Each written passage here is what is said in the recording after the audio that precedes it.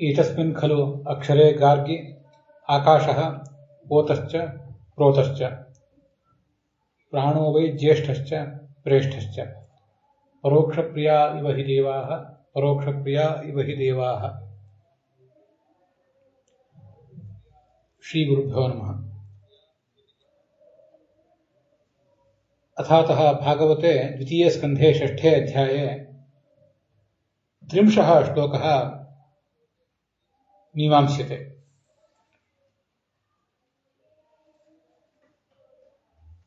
अयं च आत्मसंभवः चतुर्मुखः पुरुषस्य नारायणस्य अवयवान्येव आश्रितान् सर्वानपि सामग्रीभेदान् संगृह्य तानेव मनसा अयजत्। सर्वमपि सम्पदादिकम् ओषधयः तैल घृतादि स्नेहाः लोहादयः ऋचः यजुंषि सामानि चातुर्होत्रं च अयजत्। विविधान् मन्त्रान् दक्षिणाः व्रतानि देवतानां नामधेयानि कल्पसूत्राणि ब्रह्ममीमांसा कर्ममीमांसा देवमीमांसा रूपाः मीमांसाः गतयः मतयः श्रद्धा प्रायश्चित्तं समर्पणं सर्वमप्येतत् पुरुषस्य अवयवैः एव उत्पन्नम् इति सः समचिन्तयत्।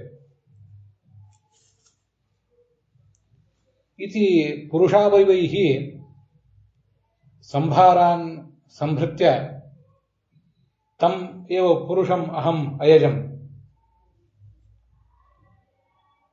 सर्वेपि इमे नवप्रजापतयः मूलरूपेण अव्यक्तं तथापि भक्तानुकम्पया व्यक्तं पुरुषमिमं सुसमाहिताः जुहुवुः। नारायणे भगवति इदं विश्वम् आहितं स च नारायणः गृहीतमायोर्गुणः इति अस्मिन् 30 श्लोके संवर्णिते।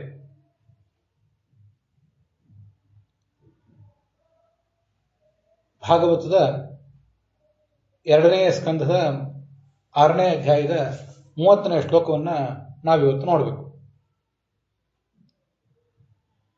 ಚತುರ್ಮುಖ ಬ್ರಹ್ಮ ಈ ಜಗತ್ತೆಲ್ಲವೂ ಕೂಡ ನಾರಾಯಣನನ್ನು ಆಶ್ರಯಿಸಿಕೊಂಡಿದೆ ಅಂತ ಆಲೋಚನೆ ಮಾಡಿ ಒಂದು ಮಾನಸ ಯಜ್ಞವನ್ನು ಮಾಡಿದ.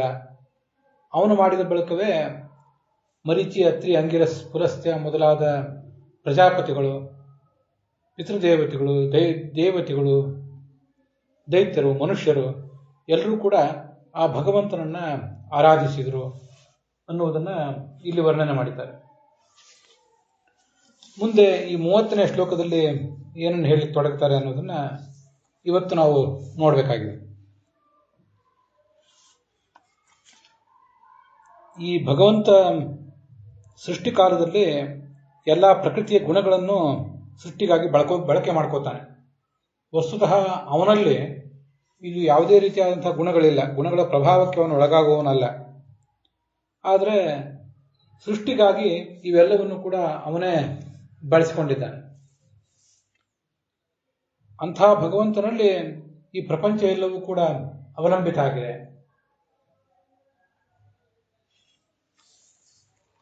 ಅಂತ ಆ ನಾರಾಯಣನ ಮಹಿಮೆಯನ್ನ ಇಲ್ಲಿ ವರ್ಣನೆ ಮಾಡ್ತಿದ್ದಾರೆ. ಯಸ್ಮಾತ್ ತಮೇವ ಅಯಜನ್ ತಸ್ಮಾದಿದಂ ತಸ್ಮಿನ್ನಾಹಿತಂ.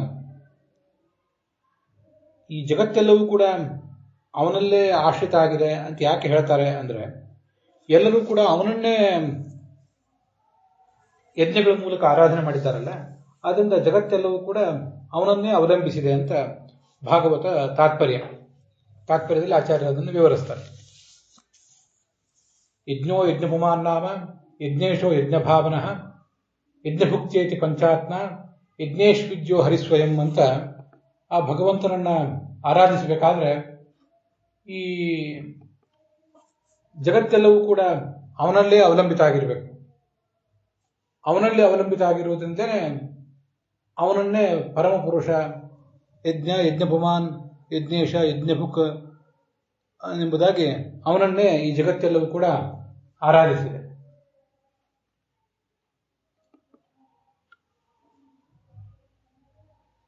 ನಿತ್ಯಂ ಗೃಹೀತಾ ಸತ್ವಾದ್ಯಾ ಜೀವವಜ್ಜಡವನ್ನತೋ ಮಿಥ್ಯಾಭಿಮಾನಾತ್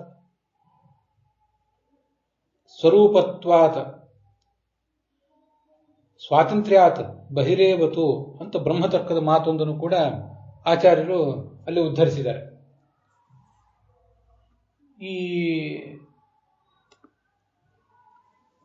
ಭಗವಂತನನ್ನ ಇವರೆಲ್ಲರೂ ಕೂಡ ಅವಲಂಬಿಸಿದ್ದಾರೆ ಅಂತ ಬಂತು. ಮತ್ತು ಅವನು ಮಾಯೆ ಗುಣಗಳನ್ನು ಅವಲಂಬಿಸಿದ್ದಾನೆ ಅಂತ ಕೂಡ ಬಂದಿದೆ. ಮಾಯೆ ಗುಣಗಳನ್ನು ಅವಲಂಬಿಸಿದ್ದಾನೆ ಅಂದರೆ ಹೇಗೆ, ಅವನಿಗೆ ಮಾಯೆ ಗುಣಗಳ ಅಗತ್ಯ ಏನಿದೆ ಅನ್ನುವುದನ್ನೆಲ್ಲ ಇಲ್ಲಿ ವರ್ಣನೆ ಮಾಡ್ತಾರೆ.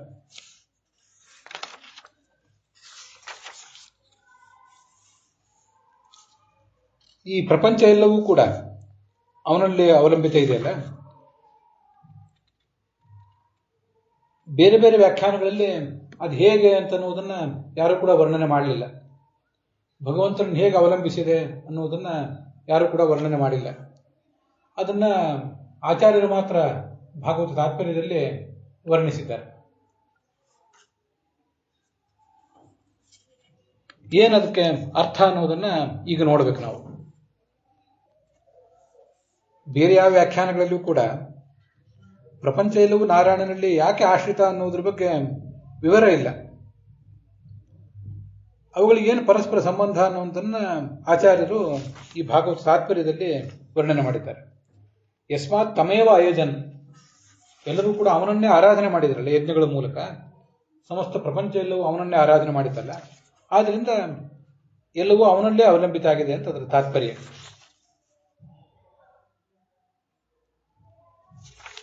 ಮುಂದೆ ನಿತ್ಯಂ ಗೃಹೀತಾ ಸತ್ವಾದ್ಯ ಅನ್ನೋ ಬ್ರಹ್ಮತರ್ಕದ ಮಾತಿನಿಂದ ಆ ಗುಣಗಳೆಲ್ಲವನ್ನೂ ಅವನು ಸ್ವೀಕಾರ ಮಾಡಿದ್ದಾನೆ ಅನ್ನೋದರ ವಿವರಣೆ ಮಾಡ್ತಾರೆ.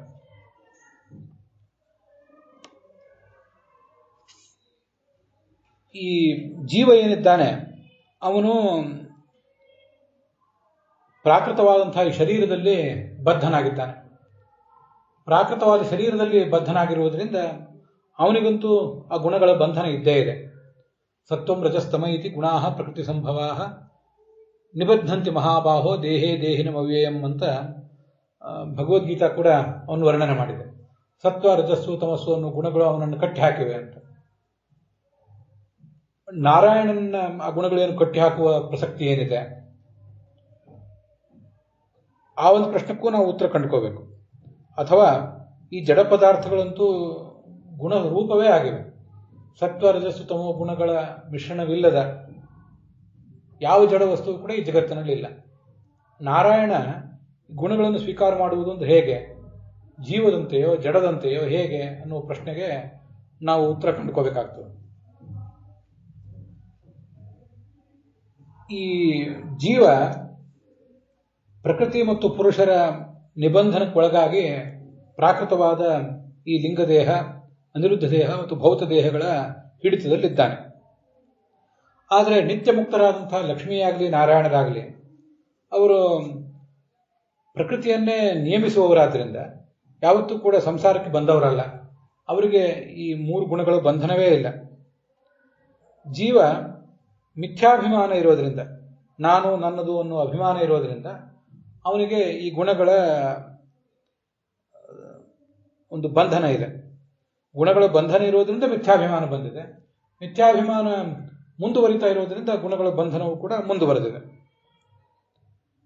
ಇದು ಜೀವರಿಗೆ ಹೀಗೆ ಮಿಥ್ಯಾಭಿಮಾನದಿಂದ ಆ ಗುಣಗಳ ಸಂಬಂಧ. ಆದರೆ ಪರಮಾತ್ಮ ಮತ್ತು ಲಕ್ಷ್ಮೀದೇವಿಯು ಕೂಡ ಈ ಥರದ ಮಿಥ್ಯಾಭಿಮಾನ ಉಳ್ಳವರಲ್ಲ.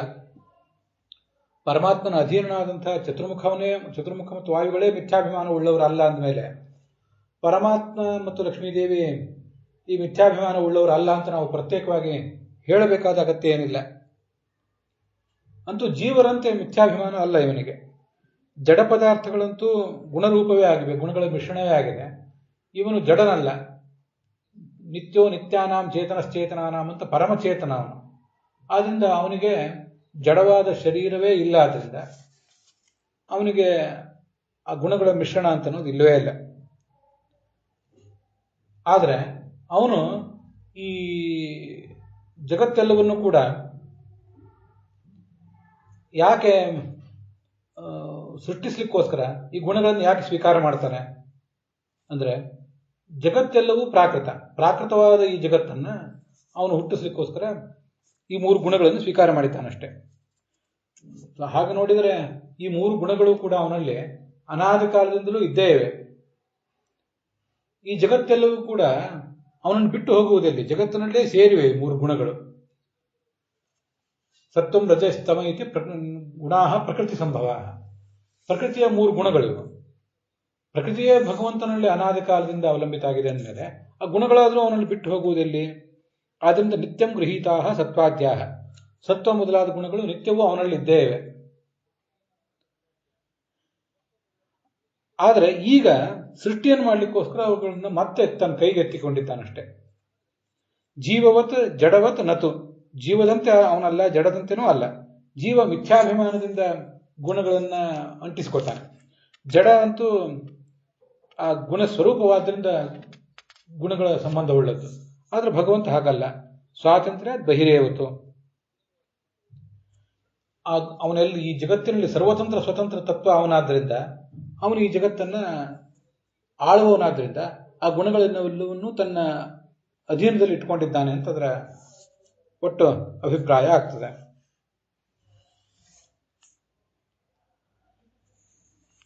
ಇದಕ್ಕೆ ವಿಜಯಧ್ವಜರು ಮತ್ತು ಯಾದವಾರ್ಯರು ಏನು ಅರ್ಥ ಹೇಳ್ತಾರೆ ಅಂತ ಅನ್ನೋದನ್ನ ನಾವು ನೋಡಬೇಕು. ಉಳಿದ ವ್ಯಾಖ್ಯಾನಗಳಲ್ಲಿ ಭಗವಂತನೇ ಸತ್ವ ರಜಸ್ಸು ತಮಸ್ಸು ಅನ್ನೋ 3 ಗುಣಗಳಿಗೆ ಆಶ್ರಯವಾದಂತಹ 3 ಗುಣಗಳನ್ನು ತಾಳ್ತಾನೆ. ಕೆಲವರು ಭಗವಂತನಿಗೂ ಆ 3 ಗುಣಗಳ ಸಂಬಂಧವನ್ನು ಒಪ್ಪುವವರು ಇದ್ದಾರೆ. ಆದ್ದರಿಂದ ಅವರ ವ್ಯಾಖ್ಯಾನಗಳನ್ನು ನಾವಿಲ್ಲಿ ನೋಡಬೇಕಾದ ಅಗತ್ಯ ಏನಿಲ್ಲ. ಆಚಾರ್ಯರ ತಾತ್ಪರ್ಯಕ್ಕೆ ಅನುಗುಣವಾಗಿ ಯಾರು ವ್ಯಾಖ್ಯಾನ ಬರೆದಿದ್ದಾರೆ ಅದನ್ನು ನೋಡಬೇಕಷ್ಟೆ. ಗುಣ ಸ್ವಾತಂತ್ರ್ಯಾತ್ ಬಹಿಃ ಸಮೀಪೇ ಏವ ಸದಾ ಅವಸ್ಥಾನಾತ್ ಗೃಹೀತ ಗುಣತ್ವಂ ಯುಕ್ತಂ. ಈ ಗುಣಗಳ ಮೇಲೆ ಭಗವಂತನಿಗೆ ಸ್ವಾತಂತ್ರ್ಯ ಇದೆ, ಒಂದು ಹಿಡಿತ ಇದೆ. ಮತ್ತು ಬಹಿಹಿ ಅಂದ್ರೆ ಸ್ವಾತಂತ್ರ್ಯಾತ್ ಬಹಿರೇವತು ಅಂತಿದೆಯಲ್ಲ, ಬಹಿಹಿ ಅಂದ್ರೆ ಆ ಭಗವಂತನ ಸಮೀಪದಲ್ಲೇ ಆ ಗುಣಗಳಿವೆ. ಅವನಿಗೆ ಅವುಗಳ ಬಂಧನ ಇಲ್ಲದೆ ಇರಬಹುದು, ಆದರೆ ಸಮೀಪದಲ್ಲೇ ಇವೆ. ಸದಾ ಅವಸ್ಥಾನಾತ್, ಬಹಿಹಿ ಅಂದ್ರೆ ಸಮೀಪದಲ್ಲೇ ಗುಣಗಳು ಇರುವುದರಿಂದ ಆ ಗುಣಗಳ ಸ್ವೀಕಾರ ಅವನಿಗಿದ್ದೇ ಇದೆ ಅಂತ ಹೀಗದರ ತಾತ್ಪರ್ಯ. ಇದು ವಿಜಯಧ್ವಜರು ಬರೆದಿರುವಂತಹ ಅರ್ಥ. ಜೀವಾನಾಂ ಯಥಾ ಮಿಥ್ಯಾಭಿಮಾನಾತ್ ಅಸ್ವಕೀಯೇಷು ಸ್ವಕೀಯತ್ವ ಭ್ರಮಾತ್. ಯಾದವಾರ್ಯರ ದೃಷ್ಟಿಯಿಂದ ಜೀವರು ಮಿಥ್ಯಾಭಿಮಾನ ಕಾರಣದಿಂದ ತನ್ನದಲ್ಲದ್ದನ್ನು ತಾನು ಅಂತ ತಿಳ್ಕೊಂಡಿರ್ತಾನೆ. ಜ್ಞಾನೇಂದ್ರಿಯಗಳ ಮೂಲಕ ಮತ್ತು ಮನಸ್ಸಿನ ಮೂಲಕ ಇದೆಲ್ಲವನ್ನು ಹೀಗೆ ಅವನು ಭ್ರಮಿಸಿರ್ತಾನೆ. ಈ ಥರ ಸತ್ವಾದಿ ಗುಣಗಳ ಸಂಬಂಧ ಅವನಿಗಿದೆ. ಹಾಗೆ ಜಡಗಳಂತೂ ವಿಕಾರವುಳ್ಳವರಾದ್ದರಿಂದ, ಪ್ರತಿಯೊಂದು ಜಡವೂ ಕೂಡ ವಿಕಾರವುಳ್ಳದ್ದಾದ್ದರಿಂದ ಗುಣಗಳ ಸಂಬಂಧ ಉಳ್ಳದ್ದೇ. ಆದರೆ ಭಗವಂತನಿಗೆ ಜೀವದಂತೆನೂ ಅಲ್ಲ, ಜಡದಂತೆನೂ ಅಲ್ಲ. ಬಹಿರೇವ, ಬಹಿರೇವ ಅನ್ನೋ ಶಬ್ದಕ್ಕೆ ಉಕ್ತ ಅಭಿಮಾನಿ ವಿಕಾರ ಅನಾಪಾದಕತೆಯ ಏವ. ಬಹಿರೇವ ಅನ್ನೋದಕ್ಕೆ ಸಮೀಪೇವ ಅಂತ ಅರ್ಥ ಮಾಡಿದ್ದಾರೆ ವಿಜಯಧ್ವಜ ತೀರ್ಥರು. ಬಹಿರೇವ ಅನ್ನೋದಕ್ಕೆ ಉಕ್ತ ಅಭಿಮಾನ, ಜೀವನಿಗೇನು ಗುಣಗಳ ಮೇಲೆ ಅಭಿಮಾನ ಇದೆ, ಪ್ರಕೃತಿಯ ಮೇಲೆ ಅಭಿಮಾನ ಇದೆ, ಅಂದರೆ ಪ್ರಾಕೃತವಾದ ವಸ್ತುಗಳ ಬಗ್ಗೆ ಅವನಿಗೊಂದೇನು ಅಭಿಮಾನ ಇದೆ, ಆ ಅಭಿಮಾನವೂ ಇವನಿಗಿಲ್ಲ. ಪರಮಾತ್ಮನಿಗೆ ವಿಕಾರವನ್ನು ತಂದುಕೊಳ್ಳುವುದಿಲ್ಲ. ಅವನು ಗುಣಗಳ ಸಂಬಂಧ ಉಳ್ಳವನಾದರೂ ಕೂಡ ವಿಕಾರವನ್ನು ತಂದುಕೊಳ್ಳುವುದಿಲ್ಲ. ಆದ್ದರಿಂದ ಅವನು ಅಸಂಗ, ಸಂಬಂಧವಿದ್ದು ಸಂಬಂಧವಿಲ್ಲದಂತೆ. ಆದ್ದರಿಂದ ಅವನನ್ನು ಬಹಿಹಿ, ಅವನು ಆಟಕ್ಕೆ ಇದ್ದು ಕೂಡ ಲೆಕ್ಕಕ್ಕೆ ಇಲ್ಲದಂತೆ. ಉಳಿದವರೆಲ್ಲರೂ ಕೂಡ ಆ ಗುಣದ ಬಂಧನದ ವರ್ತುಲದಲ್ಲಿದ್ದಾರೆ. ಬಹಿ ಅನ್ನೋದನ್ನು ಹೀಗೆ ಅರ್ಥ ನಾವು ಮಾಡಿಕೊಂಡ್ರೆ ಚೆನ್ನಾಗಿರ್ತದೆ. ಗುಣಗಳದೊಂದು ದೊಡ್ಡ ಬಂಧನದ ಸರ್ಕಲ್ ಇದೆ. ಆ ಬಂಧನದ ಸರ್ಕಲ್ನಲ್ಲೇ ಎಲ್ಲ ವಸ್ತುಗಳು ಕೂಡ ಬದ್ಧವಾಗಿ ಹೋಗಿವೆ.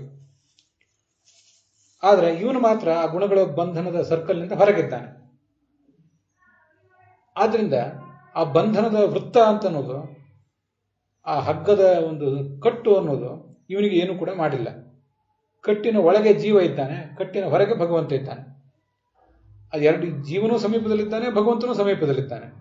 ಆದರೆ ಭಗವಂತ ಹೊರಗಿರೋದ್ರಿಂದ ಅವನಿಗೆ ಅದೇನೂ ಆಗಲಿಲ್ಲ. ಇದನ್ನು ನಾವು ಗಮನಿಸಬೇಕು. ಕಟ್ಟಡಕ್ಕೆ ಬೆಂಕಿ ಬಿದ್ದಾಗ ಒಳಗಿರುವಂಥ ವ್ಯಕ್ತಿಗೂ ಕೂಡ ಅದರಿಂದ ಬಾಧೆ ತಟ್ಟುತ್ತದೆ. ಆ ಕಟ್ಟಡದ ಸಮೀಪದಲ್ಲಿದ್ದಾಗ ಹೊರಗೆ ಇದ್ರೂ ಕೂಡ, ಹೊರಗಿದ್ದ ಒಂದು ವ್ಯಕ್ತಿಗೆ ಸಮೀಪದಲ್ಲಿದ್ದರೂ ಕೂಡ ಹೆಚ್ಚೇನು ಬಾಧೆ ತಟ್ಟೋದಿಲ್ಲ. ಇದು ಈ ಥರದ ಅಭಿಪ್ರಾಯವನ್ನು ತಿಳ್ಕೊಳ್ಬೇಕು. ಆದ್ದರಿಂದ ಬಹಿಹಿ ಅಂತ ಆ ಮಾತನ್ನ ಇಲ್ಲಿ ಭಾಗವತ ವರ್ಣನೆ ಮಾಡಿದೆ. ಸತ್ತಾದೇ, ಆ ಜಗತ್ತಿನ ಸತ್ವವೆಲ್ಲವೂ ಕೂಡ ಭಗವಂತನ ಅಧೀನ ಅಂತ ಅದರ ತಾತ್ಪರ್ಯ. ಗೃಹೀತ ಮಾಯೋರ್ಗುಣ, ಮಾಯಾ ಅಂದ್ರೆ ಪ್ರಕೃತಿ, ಅದರ ಉರುಗುಣಗಳು ಅಂದ್ರೆ ಈ ಸತ್ವರಜಸ್ಸು ತಮಸ್ಸು ಅನ್ನುವ ಗುಣಗಳು. ಅವು ಕಾರ್ಯೋನ್ಮುಖ ಆಗುವುದು ಈ ಭಗವಂತನ ಪ್ರೇರಣೆಯಿಂದ ಅಂತ ಅದರ ತಾತ್ಪರ್ಯ ಆಗ್ತದೆ. ಇದು ಈಗ ನಾವು 30ನೇ ಶ್ಲೋಕ ನೋಡಿದ್ದಾಯ್ತು. ಮುಂದೆ 31ನೇ ಶ್ಲೋಕವನ್ನು ನೋಡೋಣ. ಚತುರ್ಮುಖ ಬ್ರಹ್ಮ ಆ ನಾರದನಿಗೆ ವರ್ಣನೆ ಮಾಡ್ತಿದ್ದಾನೆ. ಸೃಜಾಮಿ ತನ್ನಿಯುಕ್ತೋಹಂ ಹರತಿ ತದ್ವಶಃ ವಿಶ್ವಂ ಪುರುಷ ರೂಪೇಣ ಪರಿಪಾತಿ ತ್ರಿಶಕ್ತಿಧಕ್ ಅಂತ ಅದರ ತಾತ್ಪರ್ಯ.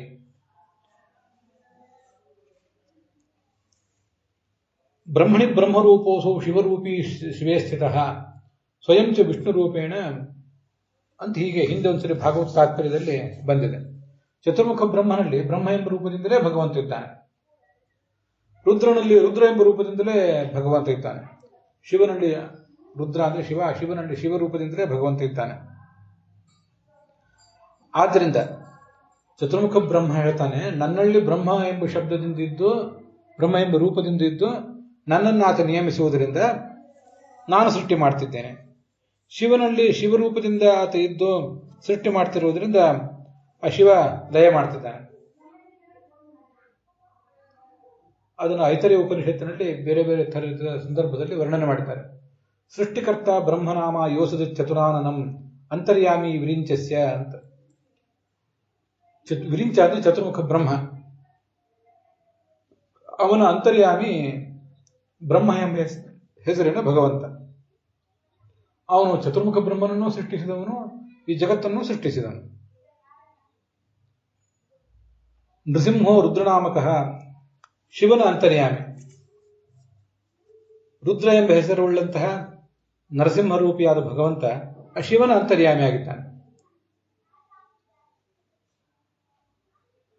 ಅವನು ಆ ಶಿವನಲ್ಲಿದ್ದು ಪ್ರಳಯವನ್ನು ಮಾಡ್ತಾನೆ ಅಂತ ಅದರ ತಾತ್ಪರ್ಯ. ಇದು ಈ ಶ್ಲೋಕದ ಅರ್ಥ. ಸ್ವಯಂ ಚತುರ್ಮುಖ ಬ್ರಹ್ಮನೇ ಅದನ್ನು ಹೇಳ್ತಿದ್ದಾನೆ.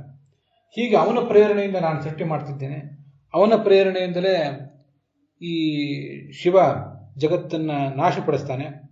ವಿಶ್ವಂ ಪುರುಷ ರೂಪೇಣ ಪರಿಪಾತಿ ತ್ರಿಶಕ್ತಿ ಧೃಕ್. ಹೀಗೆ 3 ರೂಪಗಳಿಂದ ಬ್ರಹ್ಮ, ವಿಷ್ಣು ಮತ್ತು ಪುರುಷ ಅಥವಾ ವಿಷ್ಣು, ಬ್ರಹ್ಮ ಶಿವ ಮತ್ತು 3ನೇ ರೂಪ ಪುರುಷ ಅಥವಾ ವಿಷ್ಣು. ಆ ರೂಪದಿಂದ ಪರಿಪಾತಿ ತ್ರಿಶಕ್ತಿ ಧೃಕ್, 3 ಜಗತ್ತನ್ನು ಕೂಡ ಅವನು ಪಾಲನೆ ಮಾಡ್ತಿದ್ದಾನೆ ಅಂತ ಅದರ ತಾತ್ಪರ್ಯ. ತ್ರಿಶಕ್ತಿ ಧೃಕ್ ಅಂತ ಬಂತಲ್ಲ, 3 ಶಕ್ತಿಗಳನ್ನು ಧರಿಸ್ತಾನೆ ಅಂತ. 3 ಶಕ್ತಿಗಳು ಅಂದ್ರೆ ಸೃಷ್ಟಿ ಶಕ್ತಿ, ಪಾಲನ ಶಕ್ತಿ, ಸಂಹಾರ ಶಕ್ತಿ ಅಂತ ಅರ್ಥ ಬರೀತಾರೆ ವಿಜಯಧ್ವಜರು. ಅಥವಾ ಜ್ಞಾನಶಕ್ತಿ, ಬಲಶಕ್ತಿ ಮತ್ತು ಕ್ರಿಯಾಶಕ್ತಿ ಅಂತ 3 ಥರದ ಶಕ್ತಿ. ಮೊದಲು ತಿಳ್ಕೊಳ್ಳುವ ಶಕ್ತಿ ಇರಬೇಕು. ಮುಂದೆ ಅದನ್ನು ತಿಳ್ಕೊಂಡದ್ದನ್ನ ಬಲರೂಪದಲ್ಲಿ ಪ್ರಯೋಗಿಸುವಂತಹ ಶಕ್ತಿ ಇರಬೇಕು. ಇದಾದ್ಮೇಲೆ ಪ್ರಾಯೋಗಿಕವಾಗಿ ಅದನ್ನು ಮಾಡಬೇಕು. ಜ್ಞಾನಶಕ್ತಿ, ಇಚ್ಛಾಶಕ್ತಿ, ಕ್ರಿಯಾಶಕ್ತಿ ಅಂತ ಕೂಡ ಕೆಲವು ಕಡೆ ಹೇಳ್ತಾರೆ. ಯಾವುದೇ ಒಂದು ಸಣ್ಣ ಗಡಿಗೆಯನ್ನು ಮಾಡಬೇಕಾದ್ರೂ ಕೂಡ ಮೊದಲು ಜಾನಾತಿ ಇಚ್ಛತಿ ಯತತೆ ಅಂತ.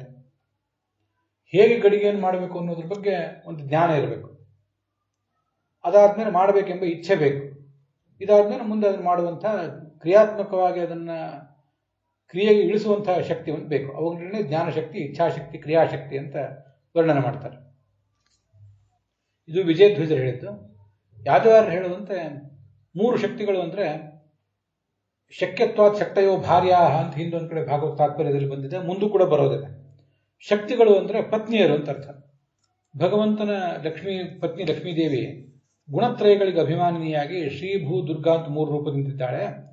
ಅವಳನ್ನು ಇವನು ಧರತಿ ನಿಯಂತ್ರಿಸುವುದರಿಂದ ಅವನಿಗೆ ತ್ರಿಶಕ್ತಿ ಧೃಕ್ ಅನ್ನುವ ಹೆಸರು ಬಂದಿದೆ ಅಂತ ವರ್ಣನೆ ಮಾಡ್ತಾರೆ. ಈ ಈ ಲಕ್ಷ್ಮೀದೇವಿ ಸತ್ವಗುಣದ ಅಭಿಮಾನಿನಿಯಾಗಿ ಶ್ರೀ ಅಂತಲೂ, ರಜೋಗುಣದ ಅಭಿಮಾನಿನಿಯಾಗಿ ಭೂ ಅಂತಲೂ, ತಮೋಗುಣದ ಅಭಿಮಾನಿನಿಯಾಗಿ ದುರ್ಗಾ ಅಂತಲೂ ಕರೆಸ್ಕೊಂಡಿದ್ದಾಳೆ. ಹೀಗೆ 3 ಗುಣಗಳಿಗೆ ಅಭಿಮಾನಿಯಾದಂಥ 3 ರೂಪಗಳು ಅವಳಿಗಿವೆ. ಅವುಗಳೆಲ್ಲವನ್ನೂ ಇವನು ಧರಿಸಿರುವುದರಿಂದ, ಅರ್ಥಾತ್ ಆ ದೇವತೆ ಲಕ್ಷ್ಮೀದೇವಿ ಆ 3 ರೂಪಗಳು ಕೂಡ ಇವನನ್ನೇ ಅವಲಂಬಿಸಿಕೊಂಡಿರೋದರಿಂದ ಇವನು ತ್ರಿಶಕ್ತಿ ಧೃಕ್ ಅಂತ ಅದರ ತಾತ್ಪರ್ಯ. ಇದು ವಿಜಯಧ್ವಜರದು ಮತ್ತೆ ಯಾದವಾರದು ಅರ್ಥದಲ್ಲಿ ಇರುವಂತಹ ವಿಶೇಷಗಳು. ಇದರಲ್ಲಿ ಈ ಶ್ರೀಧರರಾಗಲಿ ಮತ್ತೆ ವೀರರಾಘವರಾಗಲಿ ಹೇಳಿದಂತಹ ವಿಶೇಷ ಸಂಗತಿಗಳನ್ನು ನೋಡಬೇಕಾದ್ದೇನಿಲ್ಲ, ಅದಕ್ಕಾಗಿ ಅವುಗಳನ್ನು ನಾನು ಹೇಳಲಿಲ್ಲ.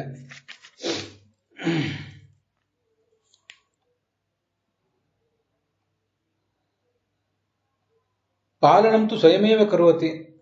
ಆಚಾರ್ಯರು ತಮ್ಮ ಸಿದ್ಧಾಂತದಲ್ಲಿ ಏನು ವರ್ಣನೆ ಮಾಡಿದ್ದಾರೆ ಅದನ್ನೇ ವೀರರಾಘವರು ಕೂಡ ವರ್ಣನೆ ಮಾಡಿದ್ದಾರೆ. ಅದೇ ಅರ್ಥವನ್ನ ಹೆಚ್ಚು ಕಡಿಮೆ ಶ್ರೀಧರರು ಕೂಡ ಹೇಳ್ತಾರಾದ್ರಿಂದ ಅವುಗಳನ್ನು ಇಲ್ಲಿ ನಾನೀಗ ಪ್ರಸ್ತುತಪಡಿಸಲಿಲ್ಲ. ಮುಂದೆ 32ನೇ ಶ್ಲೋಕದಲ್ಲಿ ಇತಿತೇ ಅಭಿಹಿತಂ ತಾಥ ಯಥೇದ ಮನುಪೃಚ್ಛಸಿ ನಾನ್ಯದ್ ಭಗವತಃ ಕಿಂಚಿತ್ ಭಾವ್ಯಂ ಸದಸದಾತ್ಮಕಂ.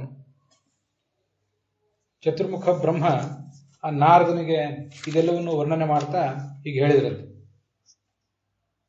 ತಾತ ಅಂತ ಪ್ರೀತಿಯಿಂದ ಸಂಬೋಧನೆ ಮಾಡಿದರು ನಾರದನನ್ನು. ಇಷ್ಟು ನೀನು ಕೇಳಿದೆಯಲ್ಲಪ್ಪ, ನೀನು ಕೇಳಿದ ಎಲ್ಲ ವಿಷಯಗಳಿಗೂ ಅರ್ಥವನ್ನ ಅದೇನೇನು ಬೇಕಾಗಿತ್ತು ನಿನಗೆ ಅದೆಲ್ಲವನ್ನು ಹೇಳಿದ್ದೇನೆ. ನಾನ್ಯದ್ ಭಗವತಃ ಕಿಂಚಿತ್ ಭಾವ್ಯಂ ಸದಸದಾತ್ಮಕಂ. ಭಗವಂತನಿಗಿಂತ ಹೊರತಾಗಿ ಸದಸದಾತ್ಮಕವಾದಂತಹ ವ್ಯಕ್ತಾವ್ಯಕ್ತವಾದ ಗಮ್ಯಾಗಮ್ಯವಾದಂತಹ ಈ ಜಗತ್ತು ಎಲ್ಲಿಯೂ ಕೂಡ ಏನೂ ಇಲ್ಲ ಅಂತ ಅದರ ತಾತ್ಪರ್ಯ. ಇದು ಸದಸದಾತ್ಮಕ ಅಂತ ಹೀಗೆ ಬಂತಲ್ಲ, ಸದಸದಾತ್ಮಕ ಅಂತ ಬಂದಾಗ ಅದನ್ನ ಒಂದೊಂದು ವ್ಯಾಖ್ಯಾನದಲ್ಲಿ ಬೇರೆ ಥರ ವರ್ಣನೆ ಮಾಡ್ತಾರೆ. ಜಗತ್ತು ಸತ್ ಹೇಗೆ ಅಸತ್ ಹೇಗೆ ಅನ್ನೋದನ್ನೆಲ್ಲ ತಿಳ್ಕೋಬೇಕಾಗ್ತದೆ ನಾವು. ಇನ್ನು ಕೆಲವರಂತೂ ಭಗವಂತನಿಗಿಂತ ಭಿನ್ನವಾಗಿ ಜಗತ್ತೇ ಇಲ್ಲ ಅಂತನೂ ಅರ್ಥ ಮಾಡಿದ್ದಾರೆ. ಸತ್ ಅಂದ್ರೆ ಕಾರ್ಯ, ಸತ್ ಅಂದ್ರೆ ಕಾರ್ಯ, ಅಸತ್ ಅಂದ್ರೆ ಕಾರಣ. ಕಾರ್ಯಕಾರಣ ರೂಪವಾದಂತಹ ಈ ಪ್ರಪಂಚ ಬ್ರಹ್ಮನಿಗಿಂತ ಬೇರೆ ಯಾವುದೂ ಇಲ್ಲ ಅಂತ ವ್ಯಾಖ್ಯಾನದ ಅಭಿಪ್ರಾಯಗಳು. ವೀರರಾಘವರ ವ್ಯಾಖ್ಯಾನದಲ್ಲಿ ಪ್ರಪಂಚ ಇದೆ, ಆದರೆ ಅದು ಪ್ರಪಂಚ ಭಗವಂತನಿಗೆ ಶರೀರವಾಗಿಯೇ ಇದೆ. ಭಗವಂತ ಶರೀರಿ, ಮತ್ತೆ ಈ ಪ್ರಪಂಚ ಅನ್ನುವುದು ಜಡಚೇತನಾತ್ಮಕವಾದ ಪ್ರಪಂಚ ಅನ್ನುವುದು ಆತನಿಗೆ ಶರೀರ ಅಂತ ಅವರು ಅಭಿಪ್ರಾಯ ಪಡ್ತಾರೆ.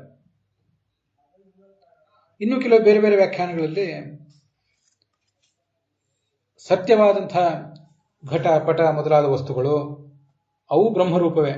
ಅಸತ್ತಾದಂತಹ ಮೊಲದ ಕೊಂಬು ಅದು ಭಗವಂತನ ರೂಪವೇ. ಕಪ್ಪೆ ಚಿಪ್ಪಿನಲ್ಲಿ ಕಾಣುವಂತಹ ಬೆಳ್ಳಿ, ಹಗ್ಗದಲ್ಲಿ ಕಾಣುವಂತಹ ಹಗ್ಗ ಎಲ್ಲವೂ ಬ್ರಹ್ಮರೂಪವೇ ಅಂತ ಹೀಗೆಲ್ಲ ಅಭಿಪ್ರಾಯ ಪಡ್ತಾರೆ. ಶ್ರೀಧರರ ವ್ಯಾಖ್ಯಾನದಲ್ಲಿ ಸದಸದಾತ್ಮಕಂ ಕಾರ್ಯಕಾರಣಾತ್ಮಕಂ ಜಗತ್ತು ಅಂತ ಅರ್ಥ ಮಾಡಿದ್ದಾರೆ. ವೀರರಾಘವರಲ್ಲಿ ಚೇತನಾಚೇತನಾತ್ಮಕಂ ಕೃತ್ಸ್ನಂ ಜಗತ್ ಭಗವತಃ ಅನ್ಯತ್ ಪೃಥಕ್ ನಾಸ್ತಿ. ಅವನು ಶರೀರ ಆದ್ರಿಂದ ನಾವು ಹೇಗೆ ನಮ್ಮ ಶರೀರವನ್ನು ಬಿಟ್ಟಿರೋದಿಲ್ವೋ, ಶರೀರ ಹೇಗೆ ನಮ್ಮನ್ನು ಬಿಟ್ಟಿರೋದಿಲ್ವೋ, ಹಾಗೆ ಈ ಜಗತ್ತು ಭಗವಂತನನ್ನು ಬಿಟ್ಟಿರೋದಿಲ್ಲ ಅಂತ ಅರ್ಥ ಬರೀತಾರೆ.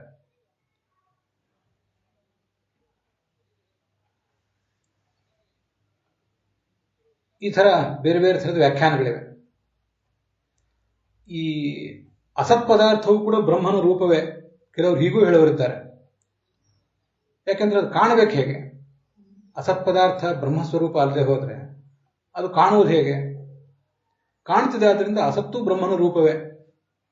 ಸತ್ತಾದಂಥ ಘಟಪಟಾದಿಗಳು ಮಾತ್ರ ಅಲ್ಲ, ಅಸತ್ತಾದಂಥ ಮೊಲದ ಕೊಂಬು ಕೂಡ ಬ್ರಹ್ಮರೂಪವೇ.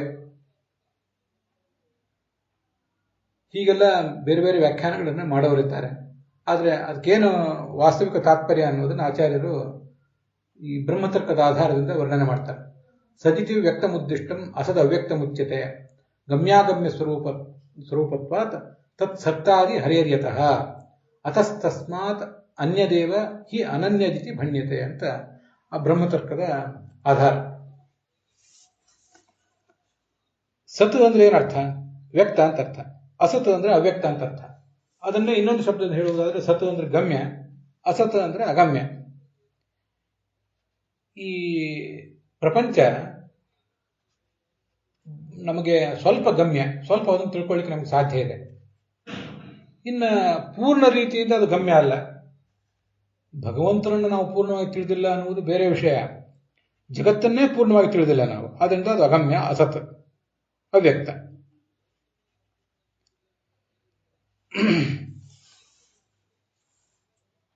ಇಂಥ ಸದಸದಾತ್ಮಕವಾದ ಅಂದ್ರೆ ಗಮ್ಯಾಗಮ್ಯವಾದ, ಗಮ್ಯವೂ ಹೌದು ಅಗಮ್ಯವೂ ಹೌದು ಅಂಥ ಈ ಜಗತ್ತು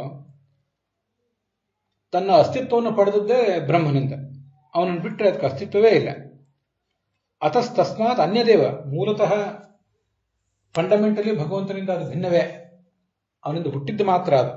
ಆದರೂ ಅದರ ಅಸ್ತಿತ್ವ ಅವನನ್ನು ಬಿಟ್ಟರೆ ಇಲ್ಲ. ಆದ್ರಿಂದ ಯದನುಗ್ರಹ ತಸ್ಸಂತಿ ನಸಂತಿ ಯದುಪೇಕ್ಷೆಯ ಅಂತ ಬಂದಿರೋದ್ರಿಂದ ಅದು ಆತನಿಗಿಂತ ಭಿನ್ನ ಆದರೂ ಕೂಡ ಭಿನ್ನ ಅಲ್ಲ ಅನ್ನೋ ರೀತಿಯಲ್ಲಿ ವರ್ಣನೆ ಮಾಡ್ತಾರೆ. ಅದು ಹೇಳಲಿಕ್ಕೆ, ಆ ಥರ ವ್ಯವಹಾರ ಮಾಡಲಿಕ್ಕೆ ಅದೇ ಕಾರಣ. ಈ ಜಗತ್ತಿನಲ್ಲಿ ನೀವೇ ಎಲ್ಲವೂ ನನಗೆ, ನಿಮ್ಮನ್ನು ಬಿಟ್ಟರೆ ಬೇರೆ ಏನೂ ಇಲ್ಲ ಅಂತ ಹೇಳ್ತಿರ್ತಾರೆ. ಅದರಂತೆ ಈ ಜಗತ್ತನ್ನು, ಈ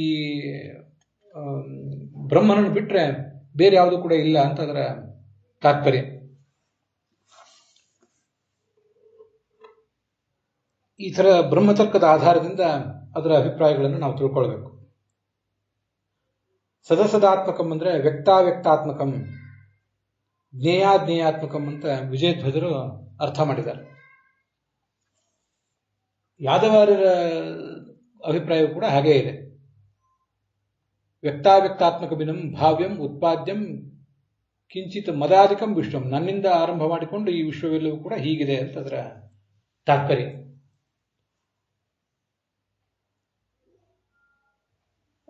ಮತ್ತೆ ಇಲ್ಲಿ ಸತ್ ಅಂತ ಏನಿದೆ, ಸತ್ ಎಂಬ ಶಬ್ದದಿಂದ ಗಮ್ಯ, ಅಸತ್ ಎಂಬ ಶಬ್ದದಿಂದ ಅಗಮ್ಯ ಅಂತ ಅರ್ಥ ನಮಗೆ ಸಿಗೋದು ಹೇಗೆ ಅಂತ ಪ್ರಶ್ನೆ ಬಂದ್ರೆ, ಸದಲು ವಿಶರಣಗತ್ಯವ ಸಾಧನೇಶು ಅಂತ ಧಾತು, ಆ ಧಾತುವಿಗೆ ಅನುಸಾರವಾಗಿ ಈ ಗತಿ ಅಂತ ಕೂಡ ಒಂದು ಅರ್ಥ ಇರೋದ್ರಿಂದ, ಸತ್ ಧಾತುವಿಗೆ ಗತಿ ಅಂತ ಕೂಡ ಅರ್ಥ ಇರೋದ್ರಿಂದ ಸತ್ ಅಂದ್ರೆ ಸದ್ಯತೆ ಐತಿ, ಸತ್ ಗಮ್ಯ ಅಂತ ಹೀಗೆ ಅರ್ಥ ಆಗ್ತದೆ. ಅಸತ್ ಅಂದ್ರೆ ಅಗಮ್ಯ, ಪೂರ್ಣವಾಗಿ ಗಮ್ಯ ಅಲ್ಲ ಅನ್ನೋ ಅರ್ಥ ಸಿಗ್ತದೆ. ಇನ್ನು ಕೆಲವು ಪ್ರಾಚೀನ ವ್ಯಾಖ್ಯಾನಗಳಲ್ಲಿ ಸತ್ ಅಂದ್ರೆ ಪೃಥ್ವಿ, ಅಪು, ತೇಜಸ್ಸು, ಈ ಮೂರು ಕೂಡ ನಮಗೆ ಗಮ್ಯವಾಗಿದೆ. ನಮಗೆ ಪ್ರತ್ಯಕ್ಷದಿಂದ, ಕಣ್ಣಿನಿಂದ ಇವು ಮೂರು ಕೂಡ ನಮ್ಗೆ ಕಾಣ್ತವೆ. ಆದರೆ ವಾಯು ಆಕಾಶಗಳು ಕಣ್ಣಿಗೆ ಕಾಣಿಸೋದಿಲ್ಲ. ಆಕಾಶ ಸ್ಪರ್ಶಕ್ಕೆ, ವಾಯು ಸ್ಪರ್ಶಕ್ಕೆ ಮಾತ್ರ ಗೋಚರ, ಕಣ್ಣಿಗೆ ಗೋಚರ ಅಲ್ಲ. ವಾಯು, ಆಕಾಶ ಅಂತೂ ಕಣ್ಣಿಗೂ ಕಿವಿಗೂ ಸ್ಪರ್ಶಕ್ಕೂ ಯಾವುದಕ್ಕೂ ಗೋಚರ ಅಲ್ಲ, ದಿವ್ಯ ದೃಷ್ಟಿಗೆ ಮಾತ್ರ ಅದು ಗೋಚರ. ಆದ್ರಿಂದ ಅಸತ್ ಅಂದ್ರೆ ವಾಯು ಮತ್ತು ಆಕಾಶಗಳು, ಸತ್ ಅಂದ್ರೆ ಪೃಥ್ವಿ ಮತ್ತು ತೇಜಸ್ಸು, ಜಲ ಅಂತ ಹೀಗೆ ಕೆಲವು ಬೇರೆ ಪ್ರಾಚೀನ ವ್ಯಾಖ್ಯಾನಗಳಲ್ಲೂ ಕೂಡ ಅರ್ಥ ಮಾಡ್ತಾರೆ. ಸತ್ ಅಂದ್ರೆ ಬ್ರಹ್ಮಾಂಡದ ಒಳಗೆ ಇರುವಂಥದ್ದು, ಅಸತ್ ಅಂದ್ರೆ ಬಹಿಷ್ಠಂ, ಬ್ರಹ್ಮಾಂಡದ ಹೊರಗಿರುವಂತಹ ಮಹತ್ತತ್ವಾದಿ ಜಗತ್ತು ಅಂತ ಕೂಡ ಆ ಪ್ರಾಚೀನ ವ್ಯಾಖ್ಯಾನದಲ್ಲಿ ಬನಂಜ ಗೋವಿಂದಾಚಾರ್ಯ ಸಂಪಾದನೆ ಮಾಡಿದ ಕೆಲವು ವ್ಯಾಖ್ಯಾನಗಳಲ್ಲಿ ಆ ಥರ ಕಾಣಿಸ್ತದೆ.